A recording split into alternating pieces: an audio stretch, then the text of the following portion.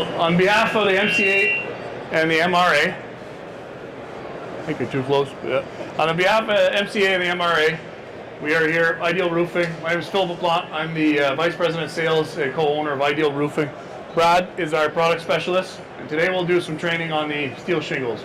So, one of Ideal Roofing's products, steel shingle. We're going to do comparison as well to other four-way interlocking metal shingles. As you know, metal shingles, as you are all here listening to this presentation, is a ever-growing, rapidly growing, probably the fastest growing industry right now is metal shingles. The residential, the Metal Roofing Alliance stats that we have every year shows that the metal roofing in the residential is growing. I think now you're about 17%. So 17% of all roofs being done in North America are going to a metal shingle versus your asphalt. Asphalt is still the big player, but more and more metal is being put onto residential roofs. And today we had decided, why not, perfect occasion to train and to show all questions that you guys are going to have. Please feel free to jump in there. You guys want to go hands-on, you want to try to lock it in, see how easy it is that this four-way interlock system works. Any questions that you have, there's no stupid questions, please feel free to stop us and let us answer your questions. All right? I guess the first thing they always check is, depending on where you are, what state you're in, or even in Canada, what province you're in, depending on the weather, depending on the building codes, make sure that you're following all building codes needs. Your underlayment, depending on the building codes, I know up in Canada you need a nice and water, peel and stick membrane. Different areas, Florida for example, has their own membrane regulations as well. So make sure you're always following all the building guides. Only thing, once you are putting a metal roof, high temperature membrane, so highly recommended, and no granulars on there. So compared to your asphalts where you would have your granulated membranes, never put any granulated on there. Expansion contraction of a metal shingle, rubbing eventually with the edge underneath it would cause problems. So once you've applied your peel and stick, you'll start by going. Yeah, as in new construction, we would want ice and water shield 3 feet inside the wall. In this application, we haven't applied it. It's as standard as what codes are in your restricted areas, but to be 3 feet inside that warm wall. So depending on the overhang, the front wall of the home determines that 3 feet, right? So you want to go, if it's a 2 foot overhang, etc. So your first component after that, like when you're doing an asphalt roof, you're going to start with the drip edge. Compared to asphalt, this is critical that you line it up. So chalk your first row, make sure that you're completely centered. If you aren't centered and you aren't lined up, you are going to have problems further down in the roof. So you got to make sure that the roof is completely square. If you have to fix your gables, fix them right away at the start, or your eaves, fix them at the start. Make sure that you're completely chalk lined and you're good and square. After that, you want to lay your drip edge. So like in this, like Brad did here, lay your drip edge. And this is your shingle. This is the shingle that we're using today is the Wakefield Bridge. So it's a four-way interlocking system. This locks right in here and then locks all four sides, hiding all your screws. 6 screws to a panel. Reason for we are asked for 6 screws is because it's Miami-Dade approved with 6 screws. So don't be putting 2 or 3 or nailing it. We recommend screws. It's the best system out there. Locking it all 4 ways. So your first shingle, very simple, will just basically lock right in. As he was screwing on the shingle, to make it easier, we had the 1/3 and then the 2/3. So that always staggering, so that you never have that same line all the way through your roof.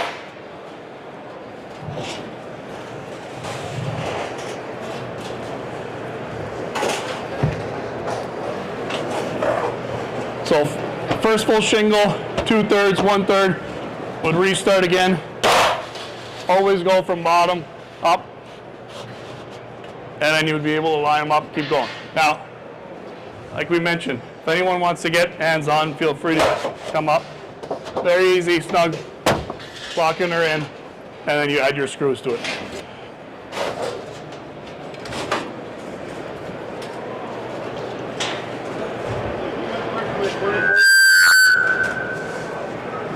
It's a, since it's going direct to deck, it's a 29 gauge steel shingle, also available on 26 gauge. You don't need to do the 24 on that. So I know the Florida building code's a 26 gauge. We've also approved the 29 gauge as well, approved, depending on what state you're in and what's the regulations.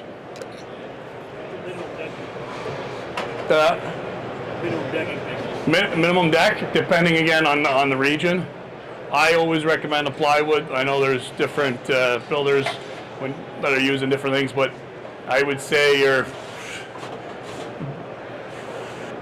again, it largely depends on the region, so you have to see the building codes. I know there's half-inch plywood being used. There's quarter-inch plywood we've seen. We've seen Aspenite's definitely not a recommended age, depending on the region. I know Pennsylvania has... difference between, again, check your local building codes. So basically, guys, I mean, as far as being a four-wheeler lock, Kynar coated, which I believe is the most bulletproof coating system available to the metal market. What I'm demonstrating right now is as in Valley, gable ends. There are J-channel options. I like to promote folding on the ends. Any debris, leaves, helicopters, when it rains, we want to promote everything to drain off the roof. So what I've done is I've allowed 3/4 of an inch. I remove the butt end, the nailing hem. I line this up, lock that on.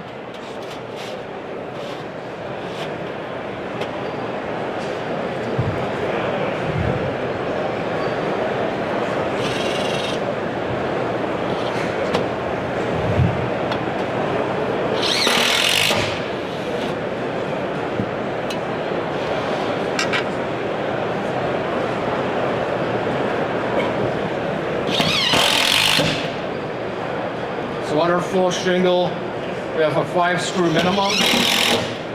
On a small piece like this, 3 is adequate. Like Phil mentioned, we have a full 2/3 third pattern, and then we continue on.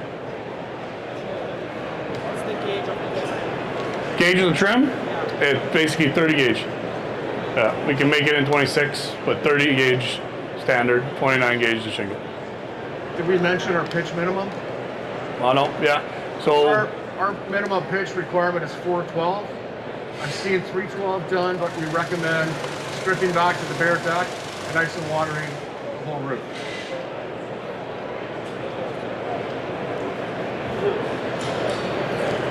You guys got a Kynar finished painting? correct. Yeah. So this 10,000 series paint. 10,000 Kynar series paint, the only system that we're using into this steel shingle. So it comes with a full 50-year transferable warranty. And as you know, the 10,000 Kynar paint is the best paint currently on the market. And that's what we're promoting and we're using as well. Firm believer in the Kynar. It's done its proof. The fade, chalk and fade resistance on PVDF substrates is by far the best than any other system out there currently. How many color selections you guys got? We got 15 standard colors. We got some shade, the two-tone colors as well. We have some of the matte finishes as well, your textured paints as well coming out. So. But we've done versatile, we've done different, we've done real copper as well. So we did the West Ambassador Bridge, right where Canada meets Detroit on the Canadian side, West Ambassador Bridge, we did the big church in copper. So 16-ounce copper pressed in-house, and then we were able to do it. Yeah. What kind of flashing will you use on a penetration? On where? Like on like a pipe, on a simple pipe. What kind of like boot? Boots. Yeah, we would use boots overhead. We don't have a demonstration. I do. Okay.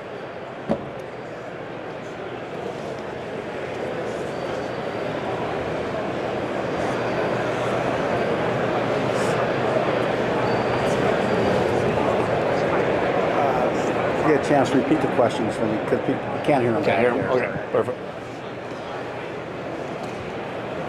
All right, so we had a good question about the boots, plumbing stacks, toilet stacks that are coming out of the roof. How do you flash them? So Brad's just gone about to grab a flashing boot. So it's the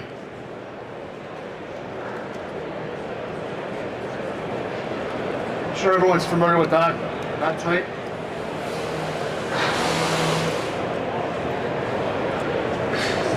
I mean, when you got a vent boot to do, strip everything around it, apply some ice and water shield, sealant around the hole cut that you've made through the shingle. There are screws available, some clear silicone. Identify the diameter, cut it out, blow it down, and secure it. Could you go through like a stove, going underneath like a Yeah, stove? vents, things like that, same principle. Third flange to the weather, we bury the end behind, ice and water it, trace the circumference, and then install it basically the same as an asphalt roof. The only difference now is that we're interlocking metal. Yeah. Excuse me? An off-eve vent? Yeah. Off-eve vent was the question. Now, it's basically the same principle, other than allowing a little lateral movement when you're locking shingles in. It's the same steps as an asphalt roof, so not too complicated. So, how about first row ice water? The what? So if you have the first row of ice water, Yeah. you need to put a thermal foil over it and rub it underneath. Thermofoil? Yeah, Over. so like a synthetic underlayment. You need to go over the ice water. Yeah. There are products available that are a 2-in-1 with ice and water. FT has platinum, so it comes combined. If you've got like a gray smooth ice and water shield and you want to put underlayment on top of that, I recommend that. So is less stuff you know. You want something with traction too.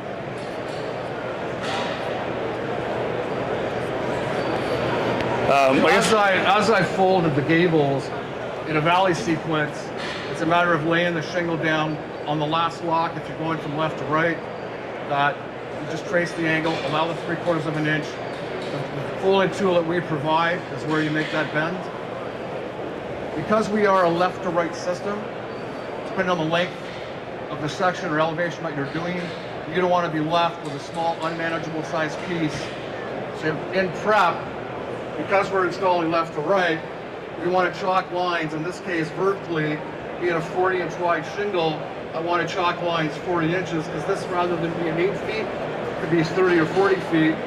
By chalking lines, if I'm coming out of a valley, I want to have enough material when I've transposed the valley all the way over or the gable, I'll know what size shingle to use to be at least an inch beyond the chalk line, so I have enough material to fold. Versus coming to the end and not doing a pre-layout and being left with a small piece, not being able to secure it properly. So layout's important. Give me another shingle. Demonstrate it while you're talking about it.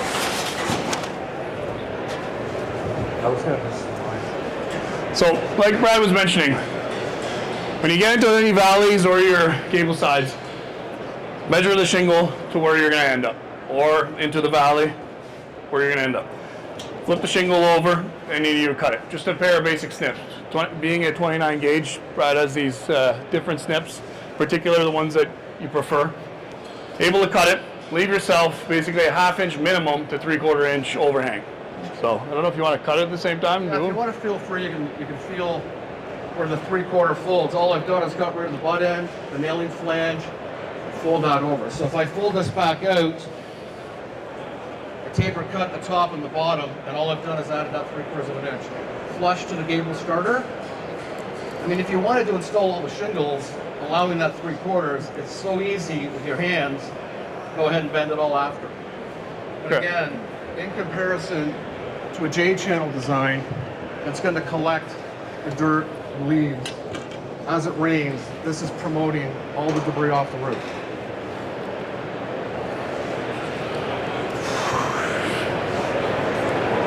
Skylight, okay. Yeah, we have a skylight system that we have a sidewall, pre-manufactured, that receives like a channel.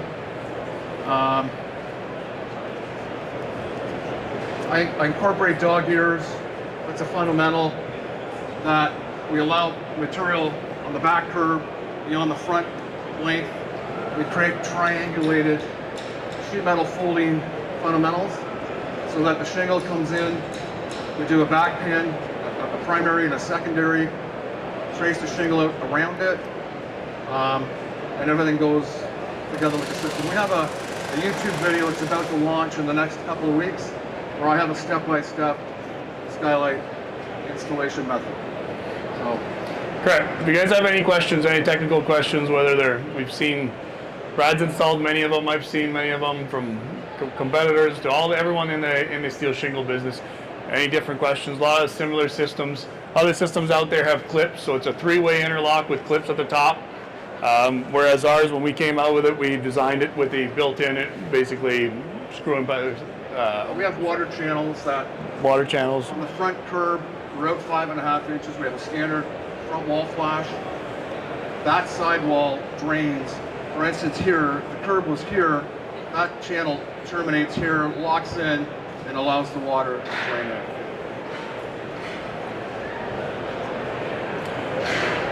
Like I said, the biggest thing, lock your first 3 rows, chalk them, make sure you're square. If you're not square, the big problem, the big challenge is you're going to start fighting the panel. And we've had, when you're trying to put this panel here, if you are not lined up properly, you will be fighting it. Nothing other than just a nudge, once you're getting into it, should be able to lock your system right in. But if you're fighting with it, you're prying it, you're screwing it, over screwing it on one side, you will lose basically your line. And then you're going to, as you're going, bigger and bigger roofs, if you're 50 foot high, you will notice a big problem once you get to the top. So I always say, I can't stress it enough, that your first three rows are chalk and they're perfect. Like Brad was mentioning, if you are going to a valley or hip roofs and all that, make sure you're chalking both sides of the valley. You have a wall in between, you have a dead wall, you got a valley, making sure you're lined up on each side. Chalk your first 3 rows, making sure that they line up properly. These are cutoffs. Perfect. Do you need any sealing with the system, or is it all just locked? No, all just locked in. Correct. So while we set up the wall flash in there, if someone wants to try to lock it in together, we have one more question? Yeah. Sorry, so for the cable ones, you just have, you don't need to press them together. Correct. Yeah.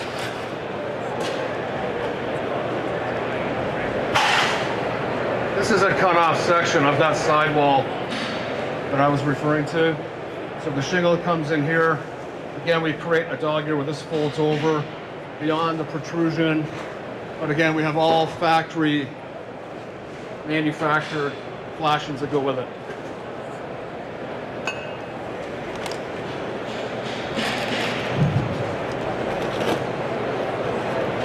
I have a ridge cap. Ridge cap. You want me to continue to put the shingles on and maybe we'll get that high? I guess? Yeah. Anyone want to test themselves? Try to lay a few out?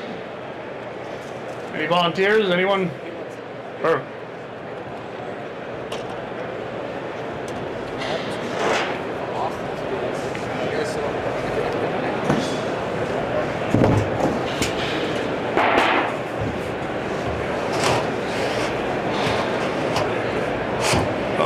lift it over. You're locking right here. Oh, so. okay. Yeah. Make sure this is in line. Correct. Yeah. Doesn't need to be overlapping. You'll have it. Yeah. And then now you would just be screwing it down. If this piece gets damaged, we Yeah. step on or something, how do we replace this? There's the. I was expecting Oh, that. yeah. Well, you know what? If it's typically, you know, a fallen tree, you'd want to probably go through your insurance company, replace that geometric shape section. But it can be done. You can actually replace shingles, but you can actually, by removing the locks, the nailing them, leaving that front bullnose over top of the damage, slide it back into place, but it takes quite a while. Quite Yeah. some work. Correct. Yeah. Like great question that you mentioned. So is the sort of catch-22 question. All of a sudden you get midways through the roof, big scratch, damages, like Brad was mentioning. If a tree falls onto your roof, go through your insurance. Best system is to remove it.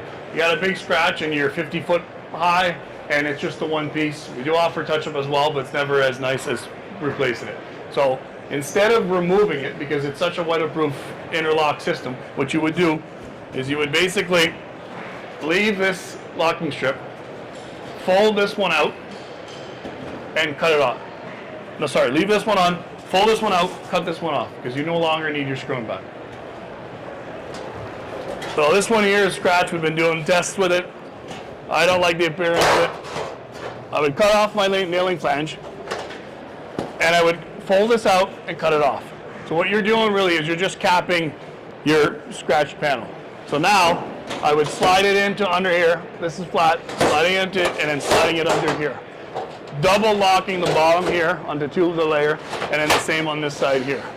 Again, any type of fuel sticks, you will have a few screws showing on it. That's the only way to really do it. Seen people removing it by prying it, popping it out, and trying to, but now you're risking damaging or having a issue further down the road. Yeah. Somebody didn't do it when they did the roof. Is that possible? Possible, yeah. Again, depending where the skylight is exactly into the roof. We have a little mock skylight that we could show. If you come by our booth, we did a YouTube video as well. Yeah. So we're at 7250. Ask any question technicals to Brad, who's our expert. He'll be able to show you. And we got in the loop, we got the skylight, removing one, putting a new one in there of how to do it. So skylights, like I said, there's so many kits out there. Brad's designed a way to do it with all our products, but if you're using your V-Lux or any Columbia or any of the skylight kit manufacturers, make sure that you are mentioning that it's a steel shingle, so flat steel shingle, because they do have different skylight kits for different roof application, right? For your, let's say your PBR or your standing seam roof applications, be different than your steel shingle application. Questions that are coming out more and more, can you put solar? One of the big advantage of either a standing seam roof that sits up high or the steel shingle, this is perfect for solar applications because you're flat, you're no longer ever going to have issues underneath, right? Biggest problem with an asphalt roof is sticking solar onto it is they're cooking underneath. Then you got to replace it, so you got to call your solar manufacturer, or you guys remove it all and then replace the roof. So this is definitely something that's coming out more and more. Yeah. Hail rating, we're class 4, so hail tested. Basically what that means is golf ball size hails will hit it. What it will do is you'll never damage the integrity of it, since it's a flat panel versus some of the other ones on the market with the clay looking tile or all that are a lot more revealing, will take a lot more of a hit and a lot more showing. So cosmetically this has been in quite different storms in, let's say, Alberta, certain parts of the US, but Hail Alley they call it in Alberta, Canada. We've had many of them that have weathered the storm. Eventually though, like a car, like anything else, you will puck it, but because it is a flat surface, you're not going to notice it as much. Fire rating as well, that's another thing that in a lot of areas, I know Fort Mac, Calgary, Alberta area, I know in California they're passing some rulings, different areas of the US more and more going, right? So it's a class A fireproof. What it means, it's not going to save your roof or save your house if you have a kitchen fire and all of a sudden you're not going to save it, right? But it's from amber spreading. So if your neighbor's house is on fire, typical thing is the ambers are going to spread from one house to the other. And if the ambers fall on an asphalt roof, all of a sudden it sets on fire and it spreads. So what they're saying now in certain communities, I know California was doing a test, I know Hawaii's in the works of doing the same thing, is every second or every sixth house they're going to be recommending a steel roof. That way there you're sort of saving your neighbors down the road.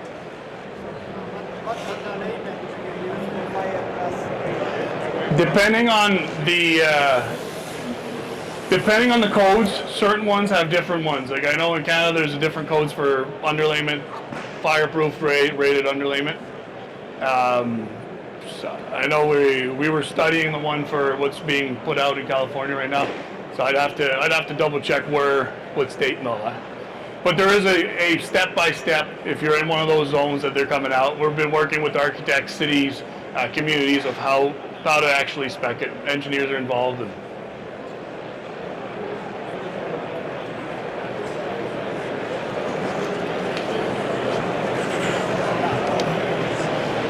Any other questions? Like I said, thank you for your time, guys.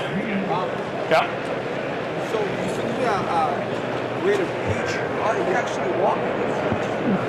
Well, good question. Pitched roof, let's say, It's like this. correct. They do it. Yeah. 412, 612s, all that, you can definitely walk on it. The only thing I say with metal is it does scratch. So if you're on a job site, you got rocks all over your shoes on construction boots, you're walking all over, you turn, you can scratch. It's steel, it's strength, painted steel, right? So it can scratch. Any type of running, any type of your codes permit, walking on it. Now, if you get a very steep roof, 12, 12 and all that, roof jacks can definitely be put on. So roof jacks, where's my shingle? So many new that like the roof jacks that hook up at the top now, and you're working basically on your way down. So these big, I think you'll probably see them at the shows, but they hook onto the ridge at the top, and they're expandable all the way down. They come with a big foam underneath, so that way there you're resting on the shingle and you're working your way up. If you want to go with roof jacks that are underneath, no problem at all. So typical roof jacks are about 2 inches or an inch. Slit it down, fold it out, and if your roof jack is only 1 inch, let's say the bar of it, cut yourself 2 inches. Fold it outwards. You'd have 2 of them. Fold it outwards. Now, when I lock my shingle in, I would have the 2 parts sticking out here.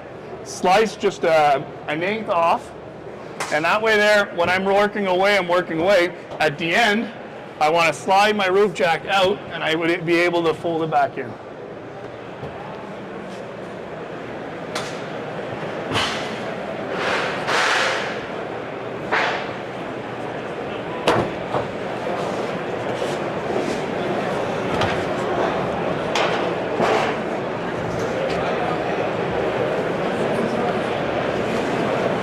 Yeah.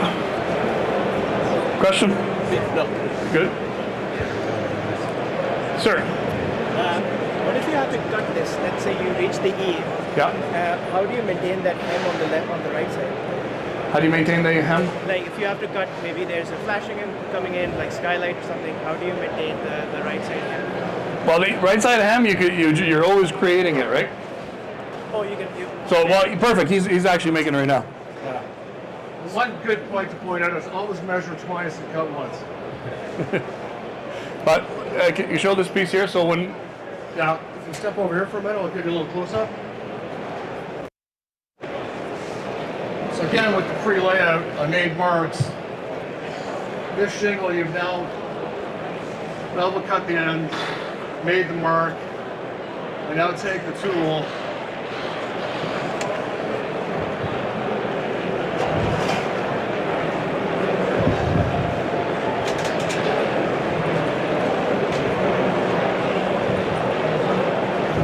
I don't overbend it, just outside of 90. Is that shingle full, please? yep.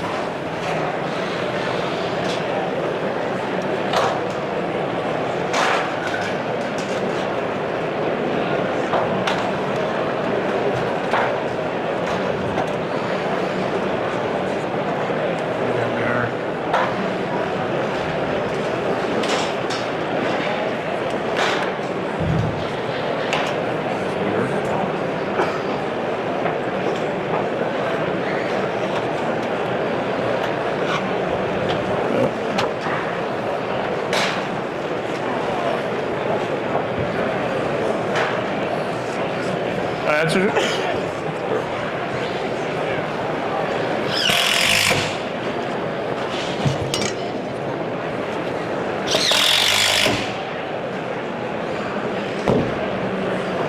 So now, again, hold it. Got hand steamers as well you can use.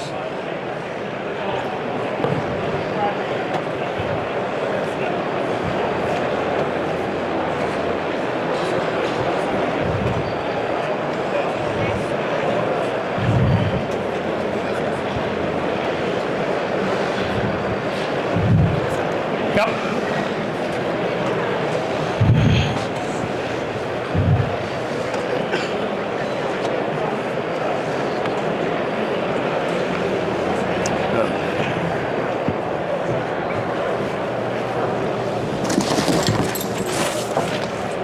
But like you mentioned about your hail testing question too, and you were mentioning it is 29 gauge, but it's a strength of the deck. So throw it on the floor. I'm walking all over, and I'm not a light guy by any means. Pick up the shingle because of the flat profile to it. See, there's no indents to it whatsoever. So when you're talking hail testing and all that onto it, It's a flat profile. Yes, you might kick it if you're hitting on the exact lap of it, but it is as tough as the underneath decking of it.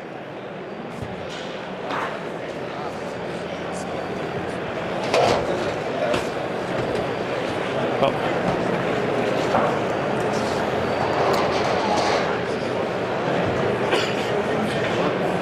Any other questions?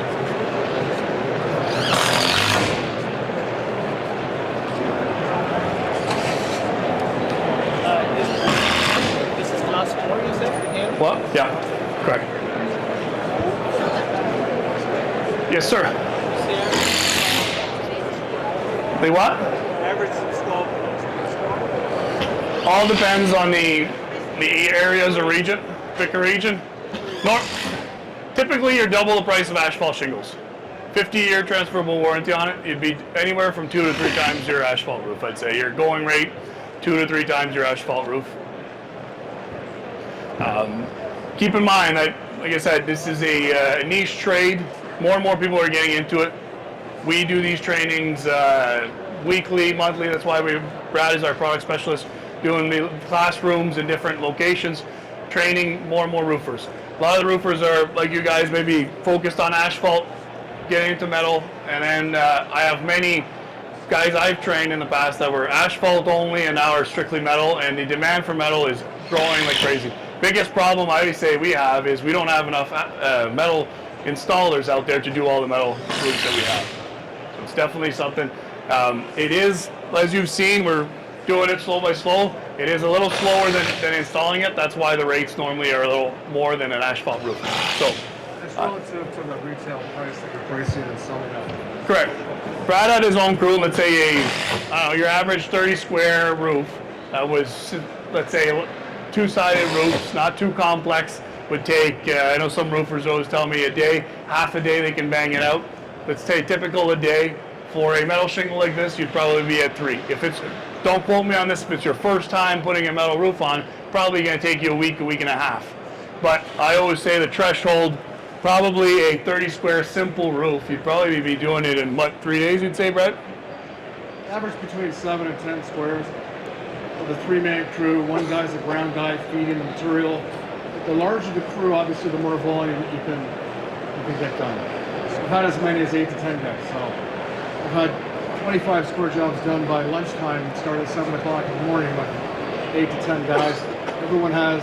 Someone's doing prep, underlayment, or maybe ice and water shield, all the accessories. And then we have shinglers, then the special flashing guys that are doing the side walls. So the more training, the more comfortable, the more hands-on, the more volume, right? Yeah. The typical best crew, I think, from over the years of seeing it, would be a 3 or 4-man crew is really what you need, depending on how complex it is, depending if there's 2 sides of the roof. Like you said, if you're 8 guys on a simple 2-sided roof, you guys are going to walk all over each other unless you have these very long spans and then a different roofs. But a typical crew, you got a gopher that's running around loading boxes up, and then you got a guy who's good at, let's say, cutting and folding, and you put him on cutting and folding all day, and then the other one just places, right? And as you bring new guys in, again, the ground guy becomes, the prep guy becomes, the trim guy becomes the flashing guy, and so on. What are some of the issues that you see on a new crew? How can you mess up this roof? How many roofing contractors do we have here? We had a good question here, Brad. Brad's been going on the field now. This basically been bouncing from Canada to the U.S., different provinces, the East Coast, seeing different issues, different roofers, different, let's say when you're near the ocean, the salt water, where you're in high winds areas, hail-tested areas. So one of the questions he was saying is how can you really mess up the shingle, or issues you've seen with the new crew? What are they doing? Well, again, we have 3 training centers. We have Ottawa, Brampton, and New Brunswick. So I highly recommend. I mean, it's going to be wonderful when we have our YouTube video out. You'll be able to watch it. But a hands-on training, I'm always available to come on site as well to get guys going. But really, with proper training, prep, we want to investigate the roof, make sure there isn't any rot. We always recommend stripping. This can be a 2nd or 3rd layer. You want to go in the attic, you want to check R value, you want to check ventilation, and make sure everything is fine. $3,000 to $5,000, depending on the size of the roof, that you're going to cost for dump fees and labor, you can go over top. But again, when you've been trained properly, you know what to look for, you're conscientious. I mean, I'm always the foundation of training first. So to answer your question, I would like to think that with proper training, you won't have to worry about that. No, and that's what's going to differentiate yourselves against everyone else. Let's say the truck and ladder guys that are trying to put in asphalt. You're going to notice that a lot more of your truck and ladder guys going in this. This is a special niche. It takes a certain trade to be able to do these, and that's why you're going to be charging more. Again, it's relative to the selling price, right? But we're a big proponent that we're going to support you. We're going to make sure that you're trained, and having 3 facilities will be able to provide that, and or on-site. On-site direct to jobs, whether it's your lumber store that you're buying from, one of these shows, one of these events that we do, wherever you are, we can definitely do some on-site training. Mike, you had a question in the back? Maybe 2 questions. Yeah. Are there any restrictions when it comes to salt areas? The restrictions on salt. Now, the biggest thing with salt is the manufacturers, the paint manufacturers that you've seen here. There's Sherwin-Williams, your Axel Nobel, all the paint systems. They're currently not warranting anything on the ocean front. Normally, it's a 500 meter from the ocean where they'll warranty. What I will say, the #1 area that rusts right away is the open edge. We've done trials. We're doing trials right now with Sherwin-Williams. This is the paint that we're using on our system, and we have 4 jobs that are directly onto the ocean, directly on. One of them's 5 years, the other one's 6 years old, and we got another one in Boston that's about 4 years old as well. Completely zero rust, completely good, because it's an interlocking system, right? So on your 3-foot panel, on your PBR, on any other systems out there, you are having the bottom edge is completely open, right? So the salt water will go into it and then it will creep up. Whereas this one here, you got no open edges. Everything is locked in firm and hooked on. So that's why I am convinced that's the reason why these panels are gonna weather the storm. The question of is aluminum, I know the aluminum guys are pushing their shingles as well. It's all the same warranty, it's all the same paint systems right now. This is the Galvalume substrate, which the bulk of the systems out there are. So you get a bit of the strength from there. But currently, it's the paint manufacturers themselves that are still studying before they're. Warranty on the paint, it's a 50-year transferable warranty on the shingle, 40-year on the paint. What is what? Warranty's 50 years. What do you think the design life is? The design life of this? Well over that. Subject to rust. Okay? What's the weakest link? Rust. The weakest link on these systems here, like I said, you've seen. Well, I'm 33 years in the industry with 4-wheel locking shingles, and I have projects back in Canada, Ontario, and in the province of Ontario. I go back around, see projects all the time that look almost as nice. We would never mislead. I mean, everything does fade, it fades evenly. It's not cracking, peeling, things like that, but it is nice to be this length of time in the industry to be able to go back to projects that are in excess of 25 years old. Still see homeowners that are maybe haven't sold. It's always nice to be able to go back and see how well they've stood up. Correct. No, it's not powder coated. What is it? It's coils, yeah, big time finish, directly from the mills. That's another testimony. Like we're a Galvalume products. We have 70% of G90 galvanized steel, 30% of aluminum. So when you look at all this embossing, it's folding this metal 180 degrees back, and there's no fracturing. So it's nice to have a soft material. I like to say that being direct to deck, there's no strapping.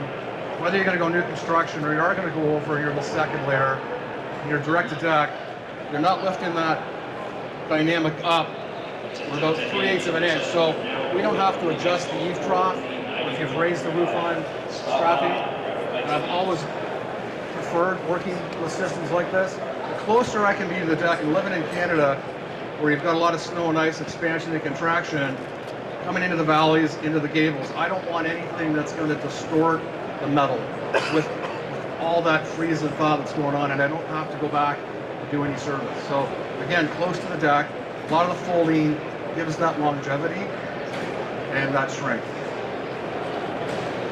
Yep. So guys, I asked how many contractors here. If anyone has business cards and want to come up, maybe place them on that speaker. I'll send out the link to our YouTube video when it launches. It's going to be within the next week or two, Phil, I think. Yep, correct. And it's going to give you all aspects of the roofing, whether it's, again, gables, hips, valleys, skylights. We're going to continue to do segments like this system here, how to install roof jacks. So we're going to cover all those bases. Right. I think we got a question. Yeah.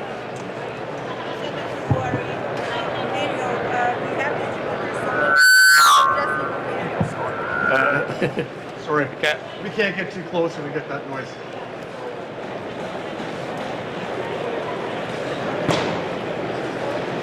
Yes, we've spent a lot of time in Edmonton, but we are expanding west. We have a manufacturing facility in the Maritimes. We're doing a lot in the Maritimes and down into the eastern seaboard. We have suppliers that are some lumber yards, yeah.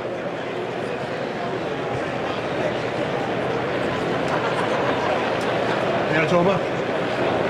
Manitoba, we have a few lumberers that we deal with, but definitely we can chat afterwards. Yeah, we can make that happen. We can make something happen. Is there an NOA on this? Is there what? NOA for Florida? An NOA on Florida? Certain. Yes, we are approved in Florida. Depending on the regions, I find like we just did Fort Pierce. I had to do a different whole application. HOAs can be very complicated, so certain ones have their own. It is Miami tested, but I know in Jacksonville, Miami tested was not. They had their own test that they needed, so we had that done. So we've done multiple ones. Leave your card, definitely let us know. I know Jacksonville we've done Orlando, we've done Fort Pierce, we've done near Fort Myers as well. Seems to be different communities, different little regulations, and different little deals how they're doing it. Mainly, the big difference is in those regions. It always seems to be either the underlayment or the deck underneath of it. Not so much how you put the shingle on and all that. So Even really, the trusses. the trusses sometimes. All kinds of aspects that before you can. It's all the layers, the cross sections, and that durability to it. I've done date count testing. I've done the test deck with a 4-way locking system. It was one of the first 4-way locking shingle systems to be approved. So it's 130 mile an hour uphill. It's a pretty satisfying feeling when you do get approved. Yeah, once the system's all locked in, Brad's witnessed this test as well, and I have. When you go to these Miami-Dade County approved testing, you see that it's basically a jet engine blowing at it, and when you saw the test, the roof itself ripped before the shingles, so you had the entire roof flying off with the shingles still attached to the roof. And that's 99% of the tests that are going to be done out there in the market. Your house basically won't withstand the testing that we're doing to it, but we always want to make sure that you have the best test. So I know we're running out of time. Boston, when do you guys have a job in Boston to attack? In Boston, I'll get you that address once we, yeah. So like I said, thank you very much for your time. Any other questions that we can help answer, feel free to come by our booth, and thank you very much.